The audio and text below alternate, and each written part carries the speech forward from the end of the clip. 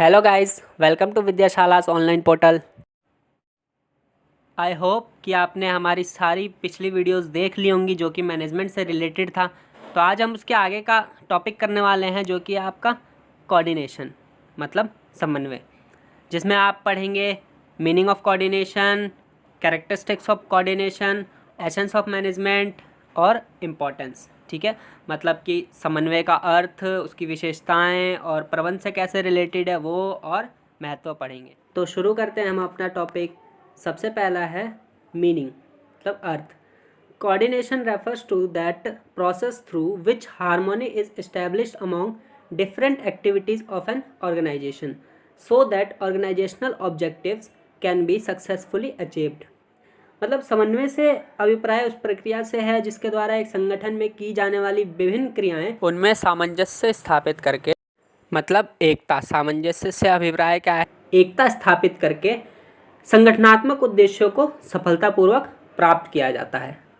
अभी यहाँ पे आप एक इक्वेशन देखेंगे जो कि है 2+2=5 विथ कोऑर्डिनेशन, मतलब 2+2 बराबर है 5 के।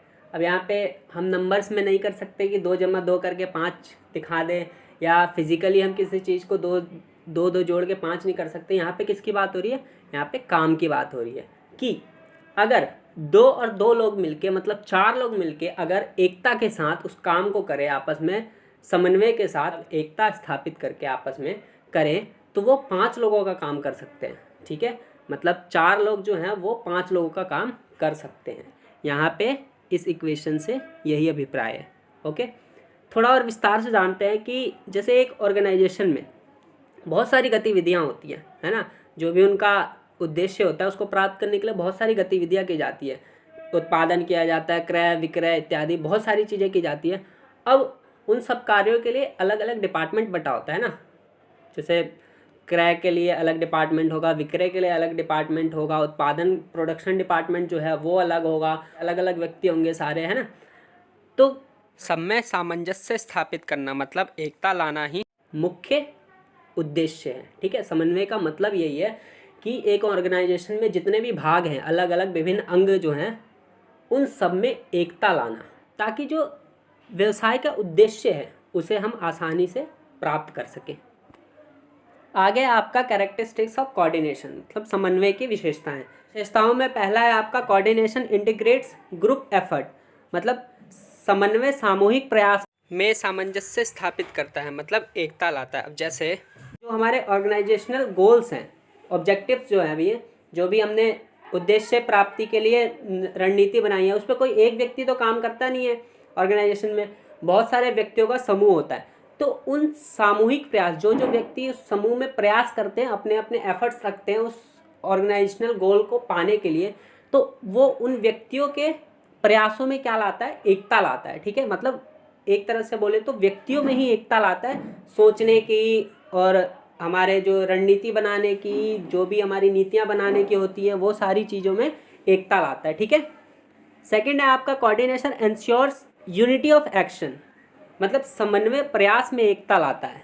अब जैसे व्यक्तियों ने प्रयास किया ऑर्गेनाइजेशनल गोल के लिए, जो भी हमारे व्यक्तियों का समूह है, संगठन जो है, वो विभिन्न क्रियाओं में प्रयास करते हैं। ठीक है, अब उन प्रयासों में एकता लाना है। जैसे उदाहरण के लिए बोले तो क्रय और विक्रय, इन दो विभागों का जो है सीधा सीधा रिलेशनशिप होता है ना, कि अगर विक्रय करना है हमें या क्रय करना है तो क्या है, जितने हमारे प्रोडक्शन की डिमांड है हम उतना ही रॉ मटेरियल खरीदेंगे। ठीक है, तो इन सब में आपस में क्या करना है, एकता लाना है कि जैसे हमारे जो क्रय विभाग है और विक्रय विभाग है, ठीक है, रॉ मटेरियल खरीदने वाले विभाग है और जो प्रोडक्ट है वो बेचने वाले विभाग है, तो हमारे इस प्रोडक्ट की मांग कितनी है उस हिसाब से रॉ मटेरियल वाला डिपार्टमेंट जो है वो रॉ मटेरियल खरीदेगा। ठीक है, तो इन दोनों में आपस में एकता होनी चाहिए, तब जाके क्या होता है, जो हमारे प्रयास है वो सुनिश्चित होते हैं कि मतलब जो मार्केट में जितनी डिमांड है उतना ही रॉ मटेरियल खरीदे और प्रोडक्शन उतना ही हो ताकि वेस्ट ना जाए।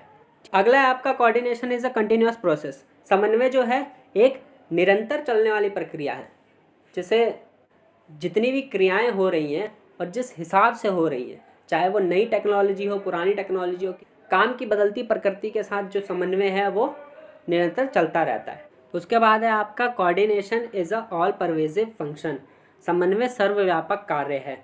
मतलब समन्वय जो है वो चाहे व्यावसायिक कार्य हो या गैर व्यावसायिक कार्य हो, सभी स्थानों पे समान रूप से लागू होता है।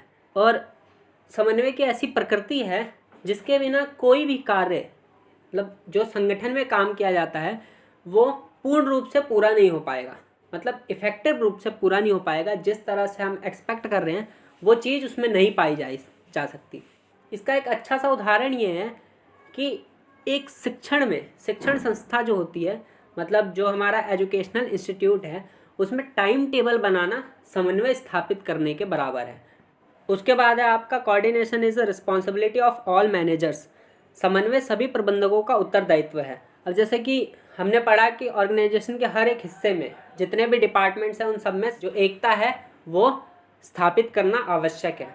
इसी तरह जो हमारे मैनेजमेंट के स्तर हैं, जो उच्च स्तर है, मध्य स्तर है, निम्न स्तर है, इन तीनों प्रबंधकों के स्तर में भी जो समन्वय है वो स्थापित करना अति आवश्यक है, बहुत ज़्यादा ज़रूरी है। क्यों? क्योंकि इन तीनों का रिलेशन जो होता है एक दूसरे से बहुत ही गहरा होता है। जो लोअर लेवल का मैनेजमेंट है वो मिडिल लेवल मैनेजमेंट को अपनी सारी गतिविधियां बताता है और रिपोर्ट देता है। जो मिडिल लेवल मैनेजमेंट है वो सहयोग करता है किसका? टॉप लेवल मैनेजमेंट का। हर चीज़ में मिडिल लेवल मैनेजमेंट जो है वो टॉप लेवल मैनेजमेंट की सहायता करता है। इसलिए ये कहा जा सकता है कि समन्वय जो है प्रबंधकीय स्तर या किसी भी विशेष प्रबंधक के लिए बहुत ज़्यादा आवश्यक है। उसके बाद है आपका coordination is a deliberate function. समन्वय जानबूझकर किए जाने वाला कार्य है। अब समन्वय जो है वो अपने आप स्थापित नहीं होता, उसे जानबूझ के स्थापित करने का प्रयास किया जाता है ताकि हम अपने साथ काम करने वाले लोगों का सहयोग पा सकें, ठीक है, या अपने अधीन काम करने वाले लोगों का सहयोग पा सके काम को पूरा करने के लिए। सहयोग जो है वो खुद से उत्पन्न होने वाली एक इच्छा है, मतलब मिलजुल के काम करने की इच्छा जो है वो स्वयं ही उत्पन्न होती है। लेकिन समन्वय जो है उसी इच्छा को अपने साथ मिलाने के लिए बहुत ज़रूरी है, ठीक है। अब उदाहरण के लिए एक टीचर जो है वो बहुत अच्छा पढ़ाने की इच्छा रखते हैं, बहुत अच्छा पढ़ाते भी हैं और इच्छा रखते हैं कि पढ़ाएंगे, लेकिन स्कूल में जो है टाइम टेबल नहीं बनाया गया है, उनके हिसाब से टाइम टेबल नहीं दिया जा रहा है उनको, जब मर्जी तब उनसे क्लासेस ली जा रही हैं, तो क्या होगा? वो जो टीचर है पढ़ाने वाले, उनके मन में असंतुष्टि पैदा होगी, है ना, कि उनको टाइम चाहिए कुछ और, या उनको अगर 1 घंटा पढ़ाना है कोई सब्जेक्ट तो उनसे 2 घंटा पढ़वाया जा रहा है या 3 घंटे पढ़वाया जा रहा है, तो ऐसे जो उनका सहयोग है वो अर्थहीन हो जाएगा। अब है आपका coordination is the essence of management, मतलब समन्वय प्रबंध का सार है। कैसे है वो हम जानते हैं। अब आपको मैनेजमेंट के फंक्शंस तो याद होंगे सारे, जो हमारे 5 फंक्शन थे, post DC, planning, organising, staffing, directing और कंट्रोलिंग, मतलब नियोजन, संगठन, नियुक्तिकरण, निर्देशन और नियंत्रण। अब इन सब में एक कॉमन चीज़ है वो है कोऑर्डिनेशन, समन्वय। इन सब के साथ समन्वय का क्या रिलेशन है वो जानते हैं हम। कि अब जैसे कि अभी हमने पढ़ा हमारी विशेषताओं में कि समन्वय जो है मैनेजमेंट के प्रत्येक लेवल पे, हर लेवल पे आवश्यक है। टॉप लेवल को, मिडिल लेवल को और लोअर लेवल को, तीनों का रिलेशन एक दूसरे से है, इसलिए तीनों में समन्वय जो है वो स्थापित होना चाहिए। तो मैनेजमेंट के जो फंक्शंस है उनके साथ कोऑर्डिनेशन का क्या रिलेशन है वो जानते हैं। सबसे पहले जानते हैं कि प्लानिंग मतलब नियोजन के साथ समन्वय का क्या रिलेशन है। तो जब एक प्रबंधक नियोजन का कार्य करता है तो उसके सोच विचार का केंद्र बिंदु जो है वो समन्वय ही होता है। क्यों? क्योंकि जब नियोजन करते हैं, मतलब प्लानिंग जब करते हैं, तो हम सारे डिपार्टमेंट के लिए करते हैं ना, कि हम काम से रिलेटेड प्लानिंग करते हैं, हम संसाधनों से रिलेटेड प्लानिंग करते हैं। तो जितने भी विभागों के लिए हम प्लानिंग करते हैं, जितने भी डिपार्टमेंट्स के लिए हम प्लानिंग करते हैं, तो हमारे सोच विचार का मुख्य केंद्र क्या होता है? समन्वय होता है, ताकि हमारी जो प्लानिंग है वो सारे जो लोग हैं डिपार्टमेंट के, जितने भी कार्यरत लोग हैं, काम करने वाले लोग हैं, वो आसानी से एक्सेप्ट कर लें और इस प्लानिंग से, इस नियोजन से उनको ज़्यादा परेशानी ना हो, ठीक है, कोई परेशानी ना हो, वो आसानी से इसे एक्सेप्ट कर ले और उस पर कार्यरत हो या काम करना शुरू कर दें। उसके बाद है आपका ऑर्गेनाइजेशन और कोऑर्डिनेशन, मतलब संगठन का समन्वय के साथ क्या रिलेशन है ये जानते हैं। तो जब एक प्रबंधक ही कार्य कर रहा होता है, संगठन का कार्य कर रहा होता है, तो उसका यही प्रयास होता है कि जितने भी अलग अलग विभागों में काम करने वाले लोग हैं उन सबके बीच समन्वय स्थापित रहे, ठीक है, या फिर समन्वय स्थापित करने का उसका प्रयास रहता है। उसके बाद है स्टाफिंग और कोऑर्डिनेशन, नियुक्तिकरण और समन्वय।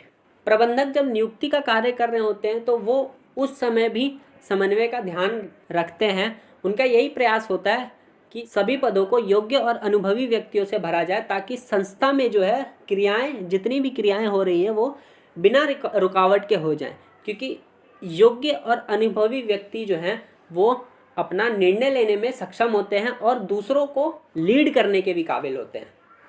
उसके बाद है आपका डायरेक्टिंग और कोऑर्डिनेशन, मतलब निर्देशन और समन्वय। तो एक प्रबंधक द्वारा जब निर्देशन का कार्य पूरा किया जाता है तो उस समय सर्वप्रथम समन्वय को प्राथमिकता दी जाती है। जब वो अपने अधीन काम कर रहे व्यक्तियों को वो आदेश या निर्देश देता है तो इस बात का ध्यान रखता है कि और लोगों पे मेरे इस आदेश या निर्देश का क्या प्रभाव पड़ेगा।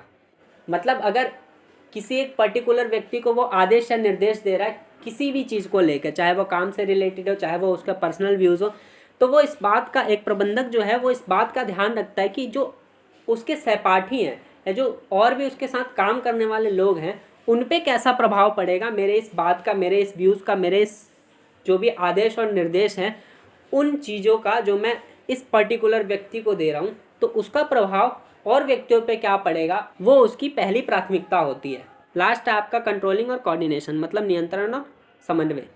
जब हम नियंत्रण की बात करते हैं तो हमारा अभिप्राय होता है काम की प्रगति का मूल्यांकन और उसमें होने वाले डेविएशंस के अगेंस्ट सुधारात्मक कार्रवाई जो है वो करना, ठीक है, मतलब उसके विपरीत परिणाम जो है उसके लिए सुधारात्मक कार्रवाई करना। तो इसके लिए समन्वय का होना आवश्यक है ताकि नियंत्रण द्वारा संस्था के उद्देश्यों को प्राप्त करने के लिए उपलब्ध साधनों और मानवीय प्रयासों में संतुलन स्थापित किया जाए। उसके बाद है आपका इम्पोर्टेंस ऑफ कोऑर्डिनेशन, समन्वय का महत्व में सबसे पहला है आपका साइज ऑफ ऑर्गेनाइजेशन, मतलब संगठन का आकार।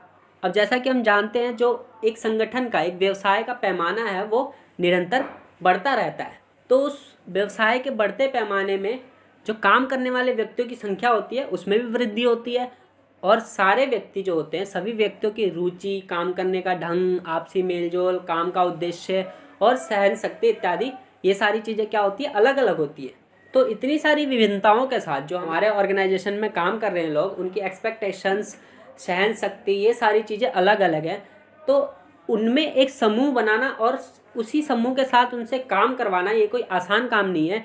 तो इसीलिए इन सब में समन्वय स्थापित करना जो है वो आवश्यक है और समन्वय जो है वो एक ऐसा वातावरण तैयार करके देता है ताकि सभी व्यक्ति जो हैं आपस में मिलजुल कर और एकता के साथ काम को पूरा करें।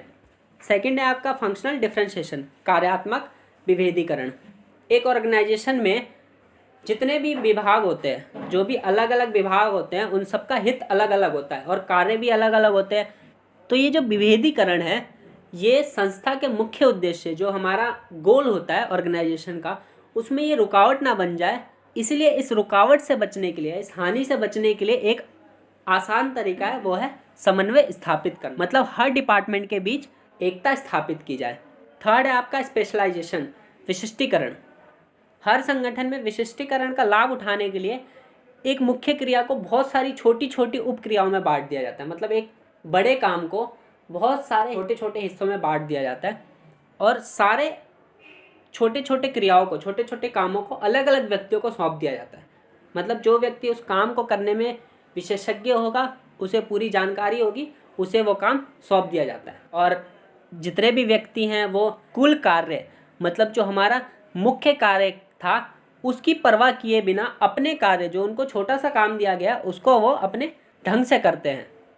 अब ऐसी स्थिति में अलग अलग लोगों के पास जो क्रियाएं हैं वो सफलतापूर्वक जो है पूरी कर ली जाए, इसीलिए उनके बीच समन्वय स्थापित करना आवश्यक है।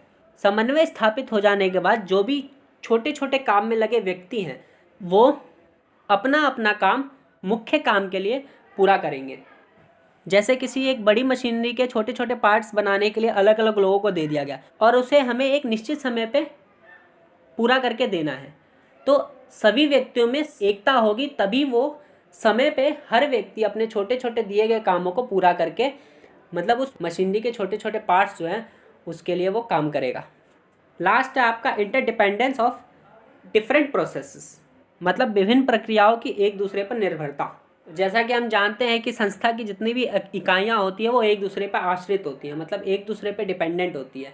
जो भी छोटी छोटी टुकड़ियाँ बांटी जाती है, डिपार्टमेंट बनाए जाते हैं एक ऑर्गेनाइजेशन में, वो हर डिपार्टमेंट एक दूसरे डिपार्टमेंट पे निर्भर होता है। मतलब वो जितने भी डिपार्टमेंट्स होते हैं वो एक दूसरे पर निर्भर होते हैं। तो हर डिपार्टमेंट की आवश्यकताओं को पूरा करने के लिए उनमें समन्वय होना आवश्यक है। बस आज के लिए इतना ही। इसी के साथ आपका कोऑर्डिनेशन जो चैप्टर था वो पूरा हो गया है। Thanks for watching us. Please like कीजिए, शेयर कीजिए और कमेंट भी कीजिए।